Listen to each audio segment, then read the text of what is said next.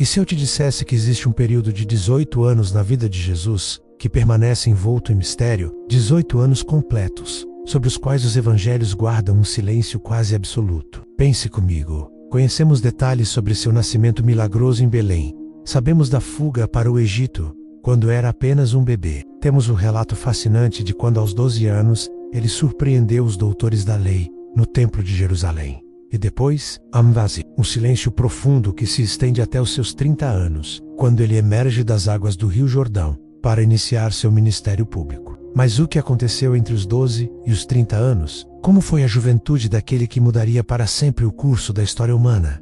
Onde ele viveu, o que aprendeu, como se preparou para a missão que transformaria o mundo? Hoje, vamos mergulhar nesse período esquecido, nesses anos silenciosos que moldaram o maior líder espiritual que a humanidade já conheceu. Prepare-se para descobrir uma história que poucos contam, mas que todos deveriam conhecer. A grande pergunta que nos persegue é simples, mas profundamente intrigante: por que os evangelhos são tão silenciosos sobre esse período? Mateus, Marcos, Lucas e João, os 4 evangelistas, nos dão apenas uma pequena janela para esses 18 anos cruciais. Lucas nos oferece uma única frase após o episódio no templo: e Jesus crescia em sabedoria, estatura e graça, diante de Deus e dos homens. É só isso, uma única linha para resumir quase 2 décadas de vida. Não é estranho? Estamos falando de alguém que os cristãos consideram um filho de Deus, alguém cujas palavras e ações foram meticulosamente registradas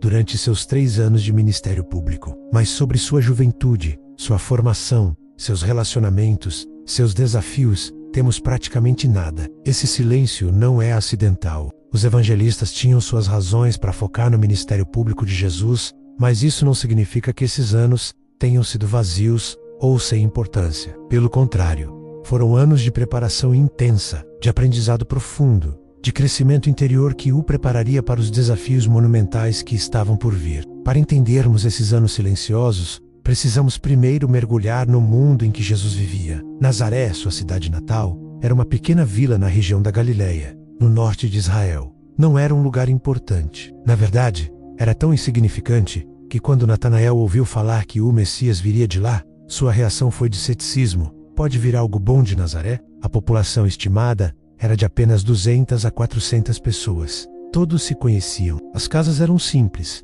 geralmente construídas com pedras calcárias e tetos de palha. A vida girava em torno da sinagoga, do trabalho e da família. José, o pai adotivo de Jesus, era um tecton, palavra grega que tradicionalmente traduzimos como carpinteiro, mas que na verdade significa algo mais amplo.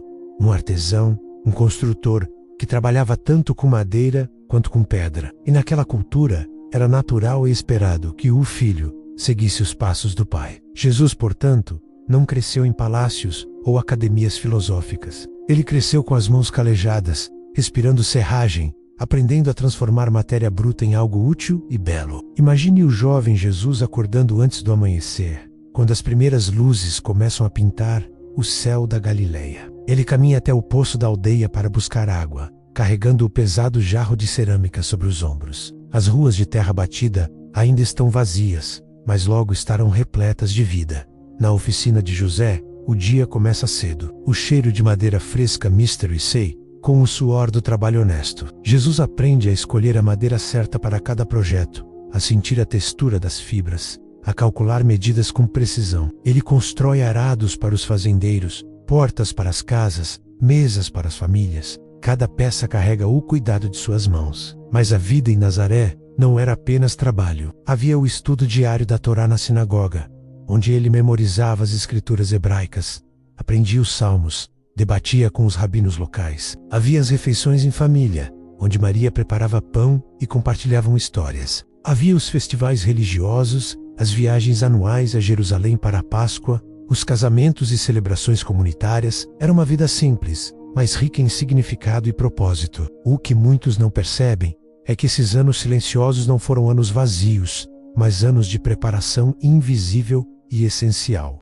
Jesus estava se preparando para uma missão que exigiria resistência física, profundidade intelectual e maturidade emocional extraordinárias. Pense nos desafios que ele enfrentaria.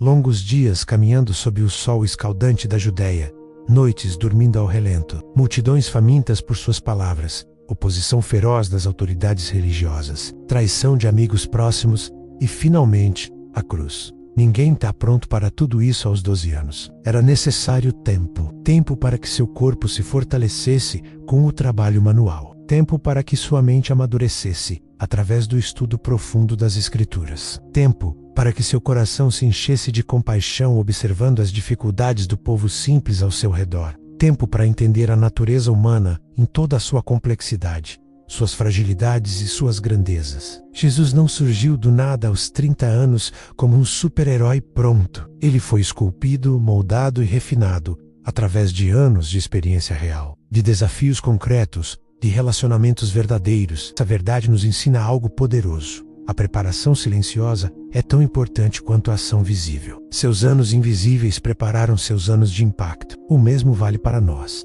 Se este vídeo ampliou sua visão, deixe seu like, inscreva-se no canal, ative o sininho e compartilhe com alguém que precisa conhecer essa história.